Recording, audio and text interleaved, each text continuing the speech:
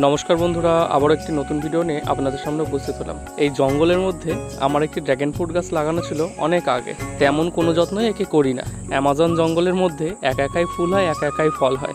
সেই মতো এবারও এর 3খানা ফল হয়েছে, তাও আবার একসাথে। ফলগুলোর সাইজ হয়তো তেমন একটি বড় হয়নি, তবুও বিনা সারে ফল, এর চেয়ে বেশি আর কি চাই। অনেকেরই হয়তো ড্রাগন ফ্রুট খেতে ভালো লাগে না, কিন্তু আমাদের বাড়ির গাছের ফলগুলো বেশ দারুণ খেতে। সবচেয়ে ভালো লাগে এর ভিতরে বীজগুলো, মুখে দিলেই পটাশ পটাশ করে আওয়াজ করে। ফলগুলোর কালারটা এত দারুণ, আর কোনো ফলের এত সুন্দর কালার হয় বলে আমার জানা নেই। আমি যদি এই ফলগুলো না তুলি, তাহলে এই ফরেস্টে ঢুকে কেউই এই ফলগুলো তুলবে না, সবই নষ্ট হবে।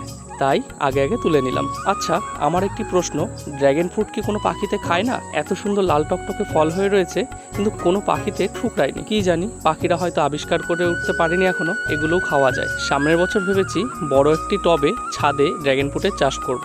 তোমাদের অনেকের বাগানেই তো ড্রাগন ফ্রুট আছে, কি করে ছাদে গাছ লাগালে ভালো ফল পাওয়া যাবে? টবের সাইজ বা কি নেবো, আর মাটি কি করে বানাবো, সেটুকুনি বললেও খুব সুবিধা হয়। আমি শুনেছি ড্রাগন ফ্রুট হলুদ রঙেরও হয়, সাদা রঙেরও হয়। আমার এটি লাল। তোমাদের বাড়িতে কার কার সাদা এবং হলুদ রঙের ড্রাগন ফ্রুট আছে অবশ্যই কমেন্টে জানিও। রানাঘাটের আশেপাশে হলে তাদের বাড়িতে গিয়ে একখানা চারা নিয়ে আসা যাবে। আপাতত এইটুখানি, কথা হবে আবার পরের ভিডিওতে। সকলকে ধন্যবাদ এতক্ষণ ভিডিওটি দেখার জন্য।